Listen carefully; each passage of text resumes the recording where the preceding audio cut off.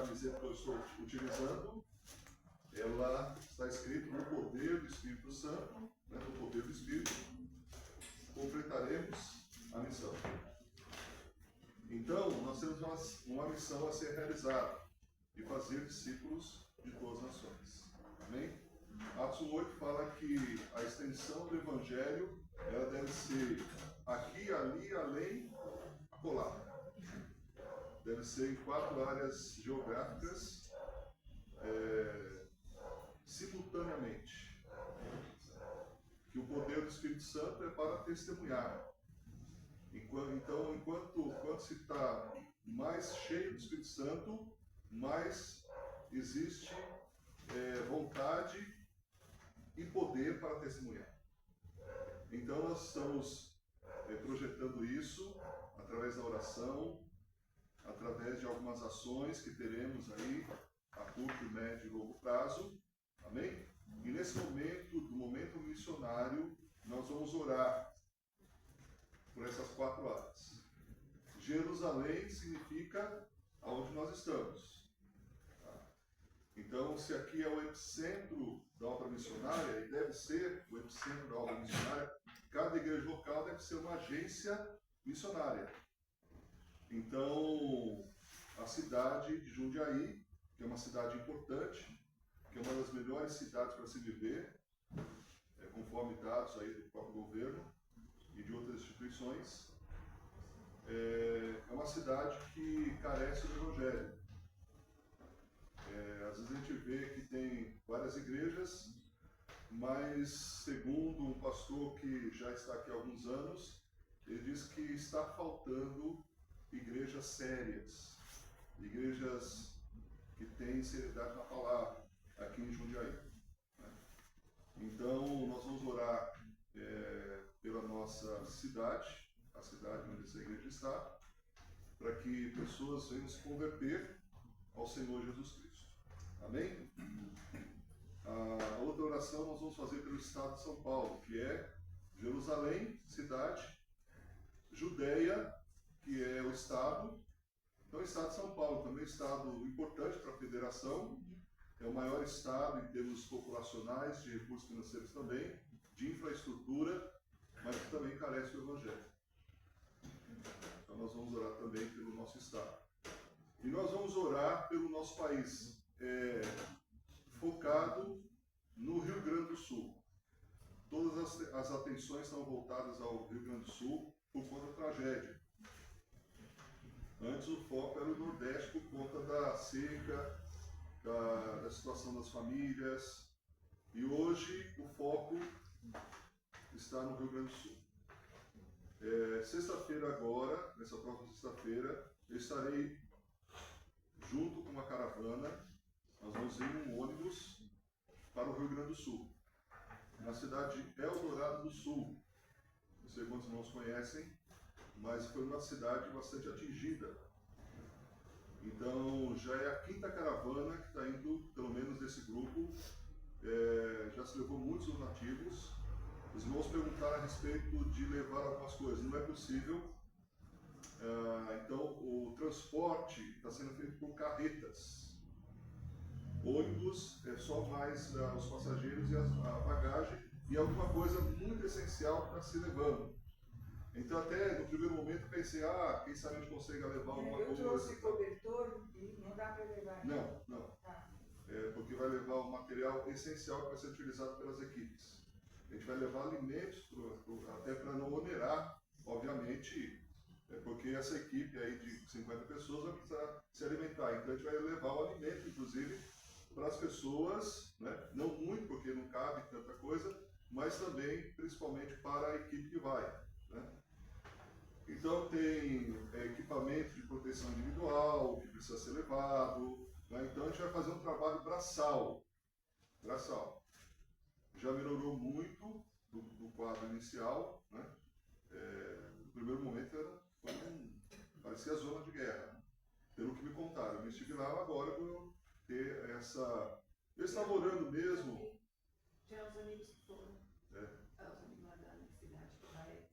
Todo final de semana eles vão para a cidade fazer limpeza. Eles mostraram bastante vídeo. Foi muito Entendi. E o pastor vai ficar quantos dias lá? 19 a 25. Bastante. Então, alguns dias para poder focar no trabalho que precisa ser feito. Né? Então, tem que tomar todas as vacinas, tétano e tudo mais, né? Para poder não voltar de lá com algum tipo de doença. Né? Então, orem por isso, irmãos. Né? Essa igreja vai estar representada pelo seu pastor. Ok? Então, eu estarei representando a igreja. Porque quando me perguntar que igreja você é, então, lá, eu estou representando a igreja e eu conto com a oração dos irmãos. Proteção na viagem, proteção lá, que o trabalho seja feito de forma efetiva. Há muitos testemunhos, muitos testemunhos. Deixa eu contar só um que eu vi que acho que foi impactante.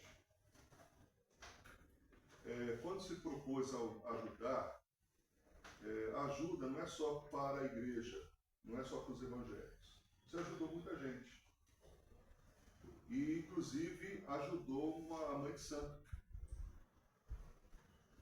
Ajudou com todo cuidado. O terreiro foi invadido pelas águas e as equipes foram lá e fizeram de bom modo. Deram atenção, fizeram toda a limpeza, não quebraram lá os ídolos, mostrou respeito, porque a gente pensou assim, aliás, a gente não, mas eles pensaram assim, nós fomos dar um bom testemunho e o amor acima de tudo. O que aconteceu no final? Se converteu. E ela mesma quebrou todos os ídolos. Porque ela viu o amor. Porque esses grupos, irmãos, que ficam aí fazendo apologia, não foram lá ajudar, não. Quem foi ajudar foi o povo de Deus. Nem o governo está com o pé atrás. Está se fazendo de rosto paisagem. Né? Quem está colocando a mão na obra, quem está fazendo, em uma boa parte, o povo de Deus. Glória a Deus por isso. Então, orem por essa viagem, né, que possamos dar um bom testemunho ali também. E vamos orar também a nível internacional, desafio de orar pelos muçulmanos. 1 bilhão e 800 milhões de muçulmanos, e nós estamos orando para que nos próximos 10 anos se converta 10% dos muçulmanos. É um projeto de oração internacional, chama-se 10-10.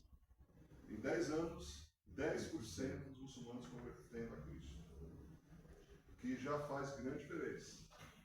Se daqui 10 anos converter 10%, 10% de 1 bilhão e 800 milhões, quantos são? É um número considerável.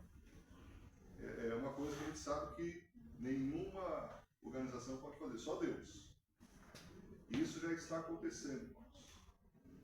Muitos muçulmanos estão sonhando com Jesus, estão vendo Jesus ao vivo e a cores. Impressionante, impressionante. E nesses últimos 10 anos, olha só, esses últimos anos da história, se converteram mais muçulmanos nesses últimos anos do que toda a história do Islã. Então Deus está fazendo a obra. Amém? Vamos orar então por isso? Okay? Eu vou pedir para que um irmão ore por Jundiaí. E esse mesmo irmão vai orar por Jundiaí e vai orar pelo estado de São Paulo. E uma irmã vai orar pelo Rio Grande do Sul, por essa viagem, e também vai orar pelos muçulmanos. Ok? Então, 2 orações voluntárias, um irmão orando pela Jerusalém e Judéia, e uma irmã orando pela Samaria e Confusão. Ok?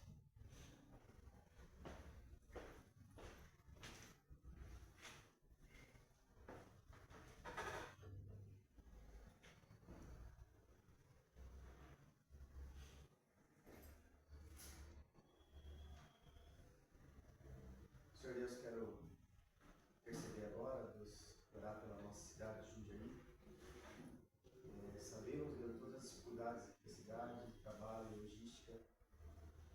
Senhor possa fazer a obra, Deus, onde cada um de nós está, Deus. E peço por todo o estado de São Paulo também, ó Deus, que o Senhor possa estar olhando por ele, abençoando, ó Deus, com a tua palavra, transformando e mudando vidas, ó Deus. Dando salvação àqueles que estão perdidos, sem esperança. Que o Senhor possa renovar isso no coração de cada um, ó Deus, transformando o coração endurecido, de pedra, Deus, no coração que é moldado e transformado pelo Senhor, Deus. É meu pedido, Deus, no nome do Senhor Jesus. Amém. Amém.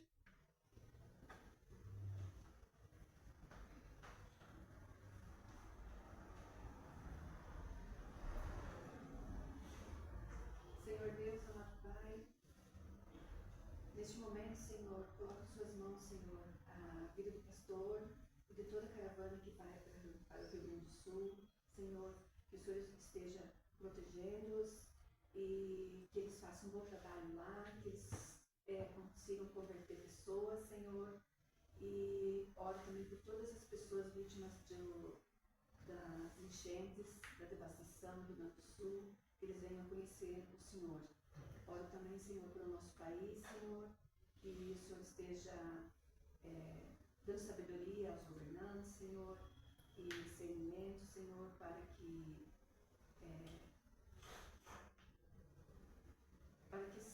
façam as coisas certas, Senhor, no caminho certo, Senhor, e que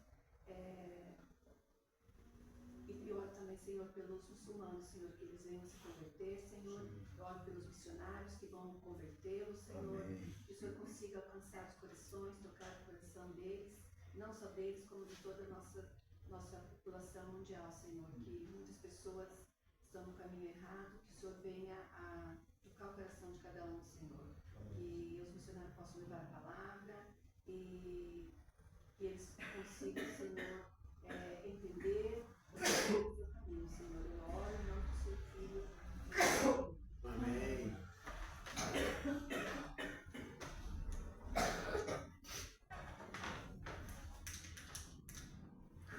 Ok, irmãos?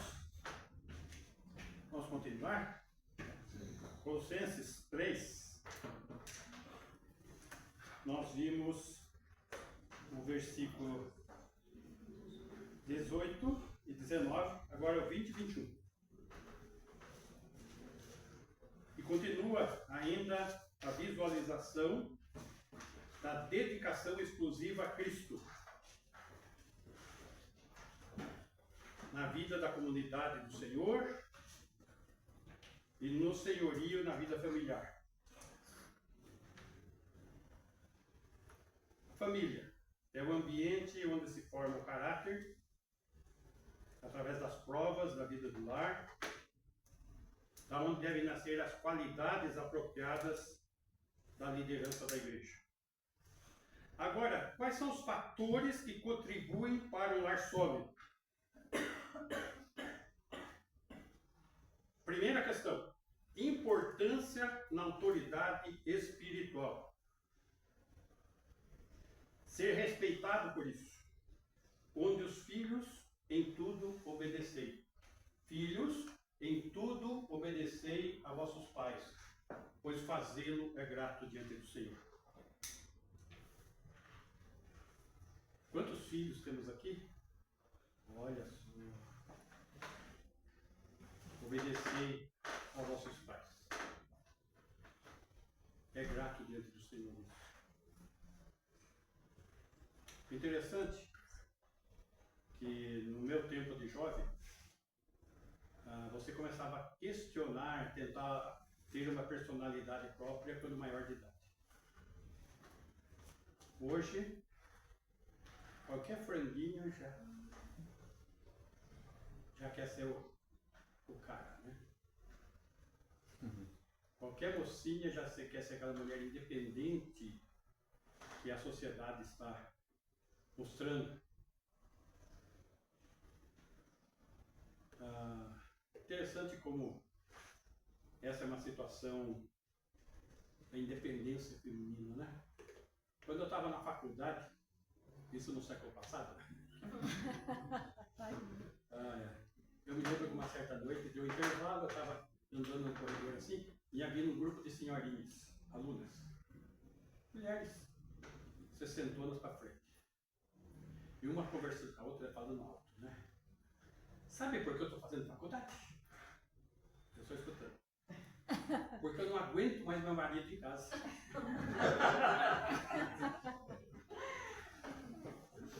Eu pensei em mim, ai meu Deus. Bom motivo.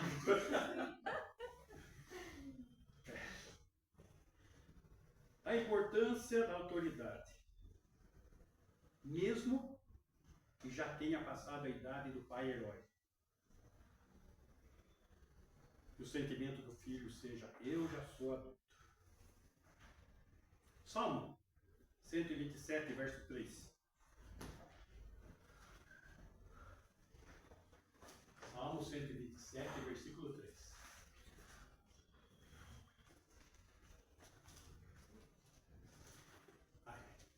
Herança do Senhor são os filhos, o fruto do ventre e seu galardão. 4. Como flechas na mão do guerreiro, assim os filhos da mocidade. 5. Feliz o homem que enche deles a sua aljava. Não será envergonhado quando pleitear com os inimigos à porta. A situação já está ficando rara, né? E o pessoal só vai saber o peso disso na hora que precisar. Os filhos têm que ser olhados como bênção. Pena que nosso país não está enxergando isso, né? Aprovou aí aborto, né? E então que agora querendo, dos poucos filhos que existem, estão querendo tirar a guarda, né? A guarda tem que ser do governo. Restante maconha. Agora já aprovou a maconha, né? Isso. Então estamos indo num caminho acelerado, onde os efeitos nocivos disso já estão. Agora, quando eu passei a maior crise, quando quebrou a empresa, o que aguentou lá que foram a mulher e os filhos. Agora, porque tinha sido plantado isso. Porque todos criam nisso que nós vemos. Então, há uma importância muito grande. E o texto, no versículo 3, chama ainda de galardão. Os filhos como galardão. Provérbios, capítulo 17, versículo 6.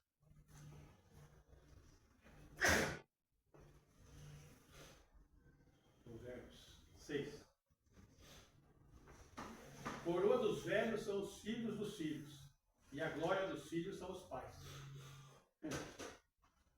Acho que é isso, né, irmão? Os netinhos. Os netinhos. Estão percebendo como a família é algo divino? Deus criou. E a família é bênção, desde que dentro da vontade de Deus. Isso é algo que nós devemos crer. Porque nós estamos sendo bombardeados dia a dia com que isso não tem validade nenhuma.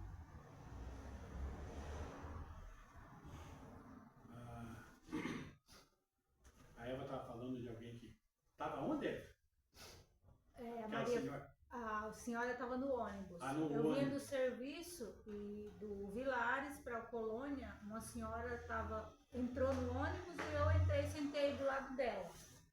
E ela já é uma senhora de mais de 70 anos, e falando que tem um casal de filhos, o filho dela é fotógrafa, não sei o quê, e tem um relacionamento. Só que um relacionamento com homem, né? E aí falando que o filho é legal, mas o cara não dá valor, o filho dela, e falando aí tem uma filha também, né? O filho tem 33 anos, falou um monte de coisa. E a filha tem 27. A filha também está em São Paulo, trabalha lá, tem um relacionamento. com uma pessoa também. Mulher. Eu falei, Jesus, como que eu faço? Aí eu falei assim, mas o que a senhora acha dessa escolha, né, dos seus filhos? Porque assim, que ela perguntou, e você tem filho? Eu falei, tenho 3.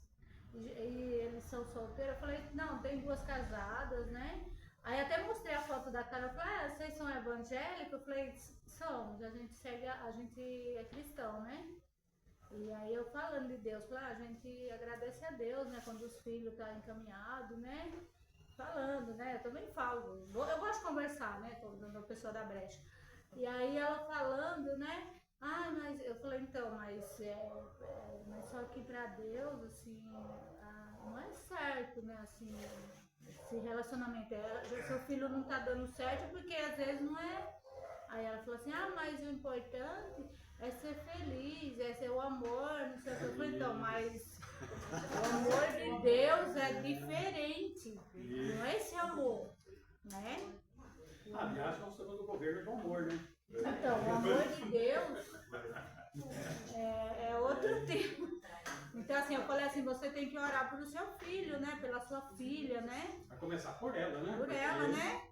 O pensamento dela é O pensamento dela tá bem moderninho, né? falando bem ela. que o marido traiu, que ela também não tá nem aí, que não sei o quê. Aí eu falei, Jesus, tá tudo errado. É só Deus mesmo. Fatores que contribuem para o lar sólido. Aí então tá vendo o que é um lar sem solidez. Tá vendo? A esposa e mãe deve reconhecer a sua primeira responsabilidade, como vimos, para com Deus e para com sua família. É o lar. É a família. Essa é a primeira responsabilidade. O texto que o pastor citou, Provérbios 31. Vamos lá, versículo 10.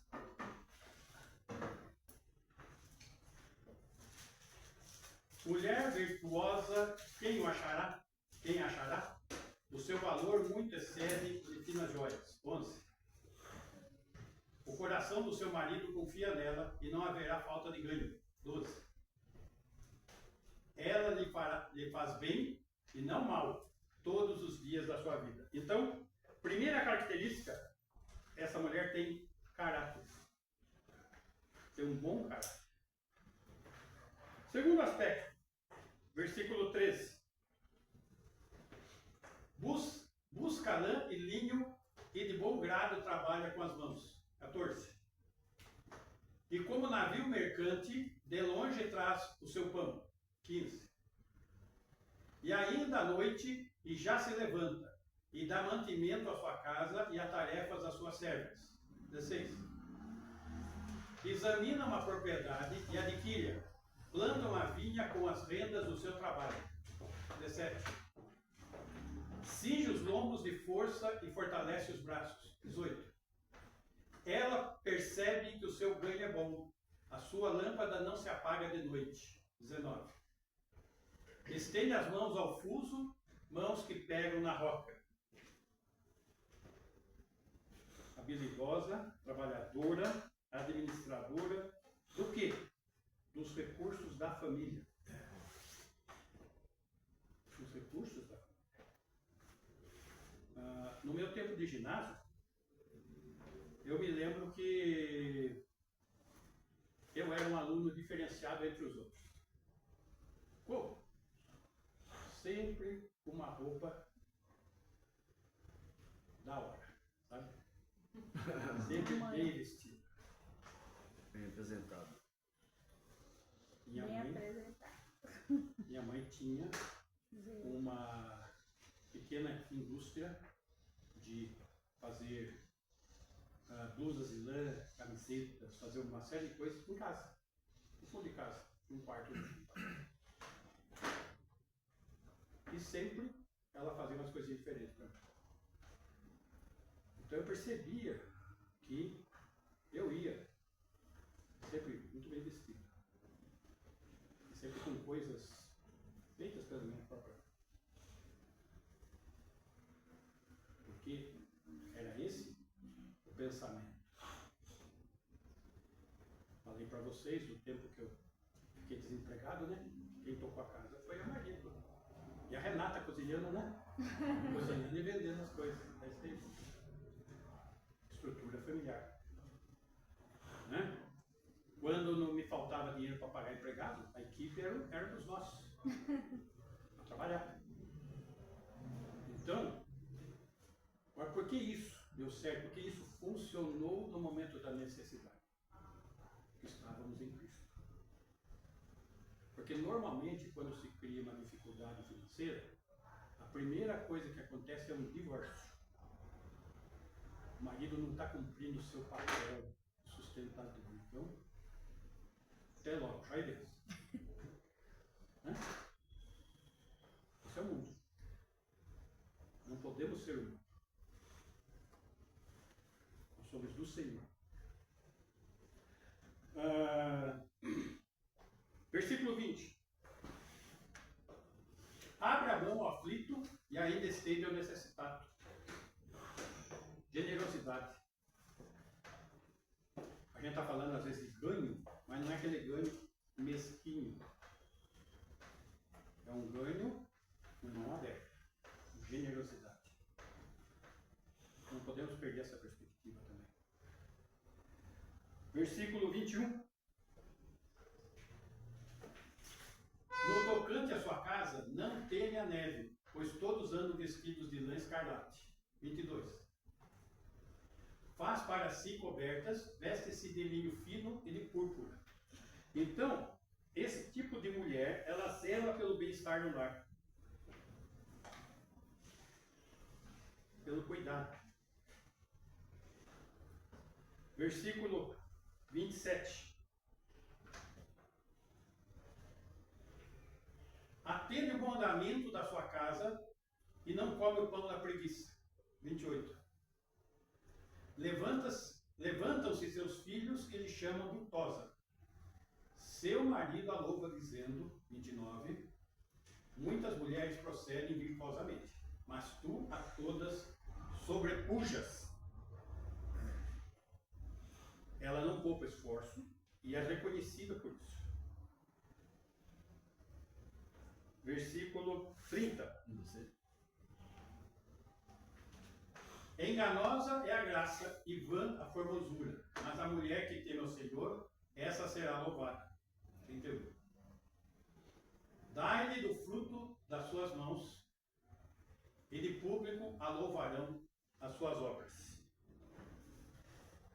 Mulher temente a Deus, por isso será louvada. Ou seja, minhas irmãs, a excelência é o alvo.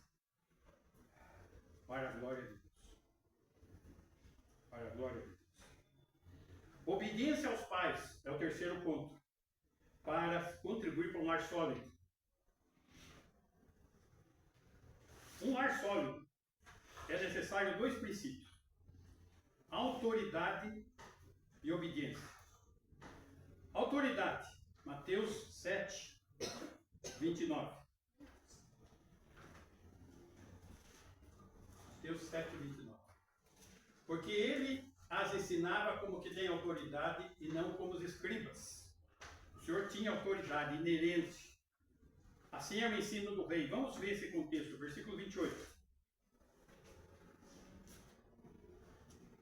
Quando Jesus acabou de proferir essa palavra, estavam as multidões maravilhadas da sua doutrina.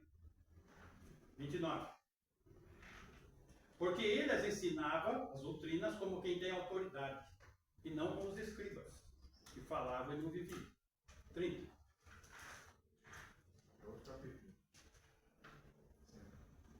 30. Isso, até o 29. Verdade.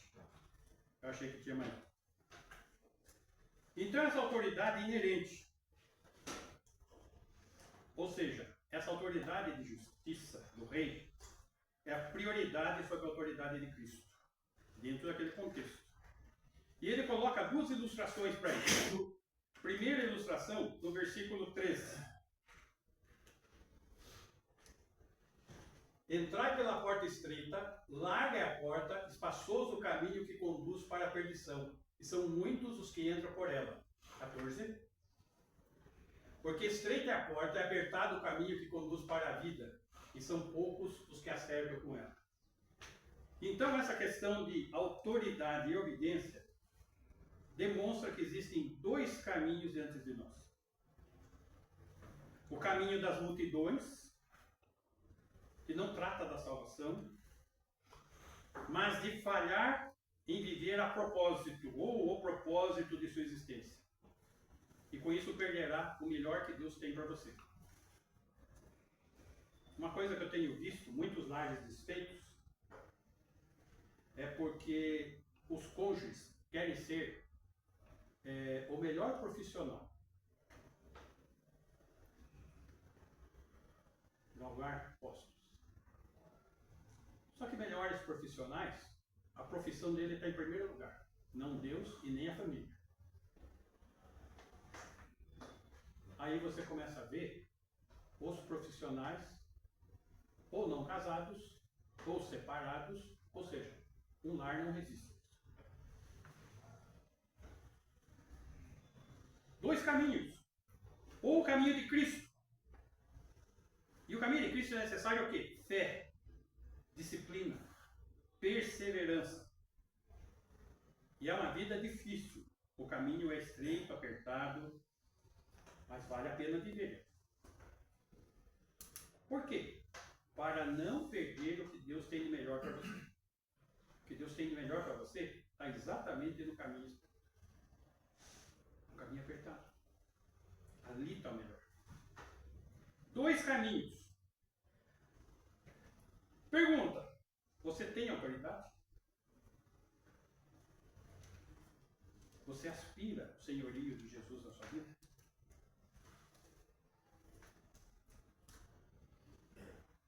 Segunda ilustração, versículo 15. Acautelai-vos dos falsos profetas, que se vos apresentam disfarçados em ovelhas, mas por dentro são lobos roubadores. 16.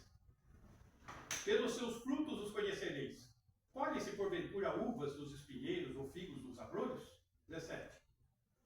Assim toda árvore boa produz bons frutos, porém a árvore má produz frutos maus. 18. Não pode a árvore boa produzir frutos maus, nem a árvore má produzir frutos bons. 19. Toda árvore que não produz bom fruto é cortada e lançada ao fogo. Duas árvores. Precisamos cuidado com os lobos malignos, incrédulos, que pregam aos imaturos, aos instáveis, aos fracos na fé, para não dizer aos incrédulos também. A mensagem de Jesus tinha autoridade, porque ele tinha uma vida genuína, de bons frutos. Tinha bons frutos para apoiar a palavra dele. Não era só palavrório, falação, mas os falsos serão destituídos da pele de ovelha.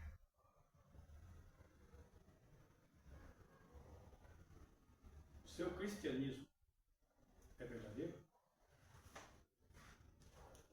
Jesus tem sido o seu Senhor? Sua vida tem sido frutífera?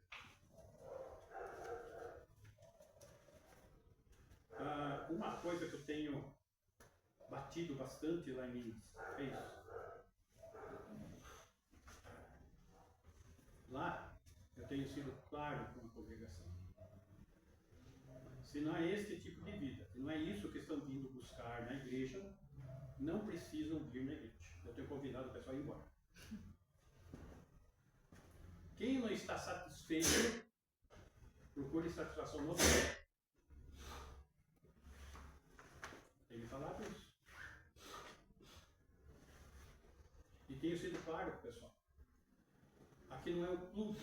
Eu não estou aqui para agradar as pessoas com atividades. Estou aqui para pregar a palavra e trazer maturidade ao crente. E não divertir crente. Essas são as questões.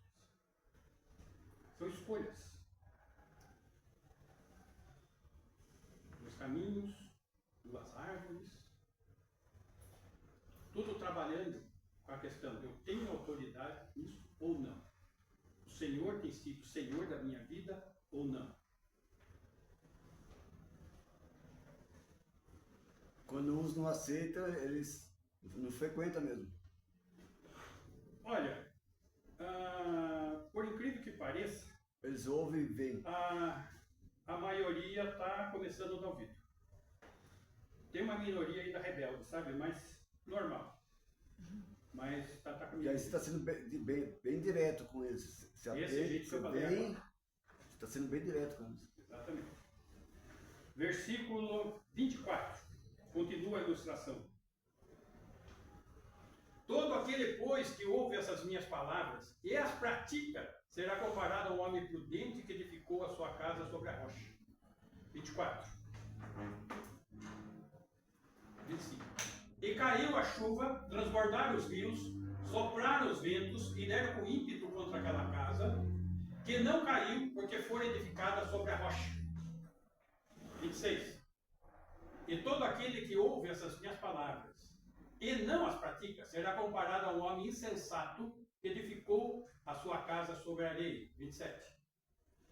E caiu a chuva, transbordaram os rios, sopraram-se os ventos e deram com ímpeto contra aquela casa, e ela desabou, sendo grande a sua ruína.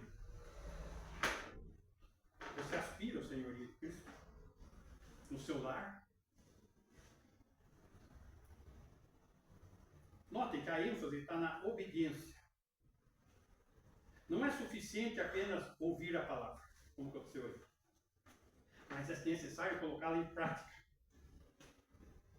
Isso vai muito além do momento que encontramos a Cristo, do novo nascimento. Ali que inicia a vida cristã. Mas até desenrolar a vida prática do cristão. Você aspira a isso?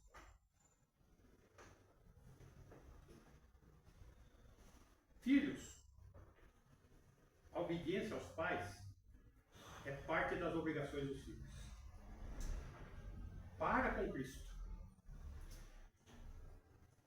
E solteiros, enquanto debaixo do telhado dos pais e da responsabilidade e sustento dos pais, no seu provimento, também não cessa a necessidade dessa obediência. Pais implica em responsabilidade primária, paterna. O termo aqui no grego, pateres, focaliza no homem. Sendo sensíveis para com seus filhos e a maneira como são treinados, preparados para a vida, que tem que ser para o louvor da glória do nosso Senhor. Desânimo pode ser provocado por disciplina excessiva com os filhos, por falta de disciplina, que é mais normal, disciplina incoerente, que é muito comum, e falta de autoridade. 1 Pedro, capítulo 4, versículo 17.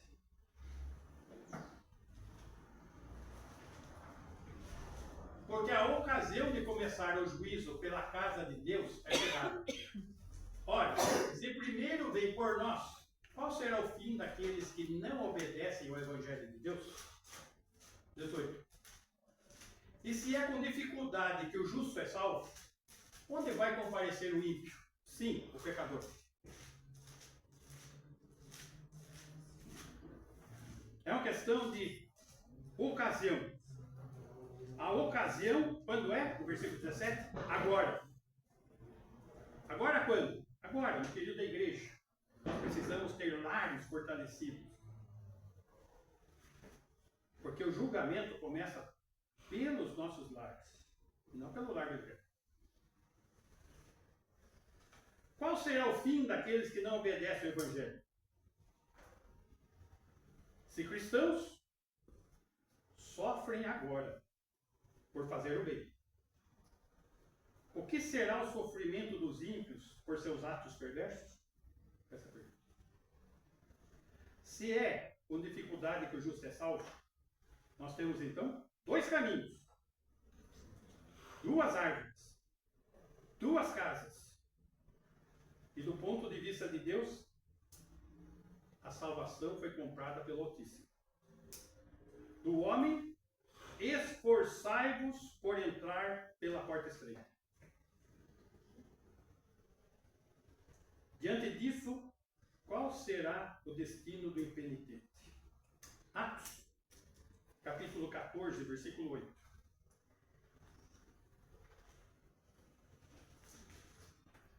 Em Listra costumava estar assentado certo homem aleijado, paralítico desde o seu nascimento, o qual jamais pudera andar. 9. Esse homem ouviu falar Paulo, que fixando nele os olhos, e vendo que possuía fé para ser curado, 10. Disse-lhe em alta voz: apruma-te direito sobre os pés. Ele saltou e andava. Versículo 19. Sobrevieram, porém, judeus de Antioquia e Icônio, instigando as multidões e apedrejando a Paulo, arrastaram-no para fora da cidade, dando-o por morto. 20. Rodeando-no, porém, os discípulos, levantou-se e entrou na cidade. No dia seguinte, partiu com Barnabé para Derbe. Como que foi a paga por ele ter realizado o milagre? Apedrejado. Ele desanimou? Não. Continua sua missão. Versículo 21. E tendo anunciado o evangelho naquela cidade e feito muitos discípulos, voltaram para Listra, Icônio e Antioquia. 22. Fortalecendo a alma dos discípulos, exortando-os a permanecer firmes na fé e mostrando que através de muitas tribulações nos importa entrar no reino de Deus. É isso aí, gente. Servir ao Senhor. Paulo fez um bem, foi apedrejado pelo bem que fez, seguiu a viagem e voltou na cidade em que foi apedrejado e continuou pregando. Ficou com medo não. E foi o exemplo dado aos discípulos.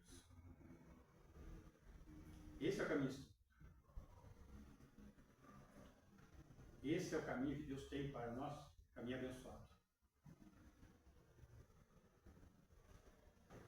Ah, mas não tem mais. Ah, mas eu vou lá, o pessoal acha ruim, o pessoal da igreja, eles não são gratos pelo esforço. Não vai ser. Deveria ser. Mas nós estamos servindo a quem? Ao Senhor. Ao Senhor. Essa é a vida do crente. Não aquela que os lobos vestidos de ovelha estão pregando lá fora. De prosperidade, que você merece ser feliz, que é uma beleza, um caminho de rosas. Mas o seu fim é triste, senão no inferno. Caminho de morte. Nós temos a palavra de Deus como referência. Autoridade exclusiva de Cristo. A começar em casa. Família, esposo, a esposa, os filhos. A começar em casa. E a grande família, a igreja, o corpo de Cristo. Que o Senhor nos ajude. Amém? Amém. Muito feliz,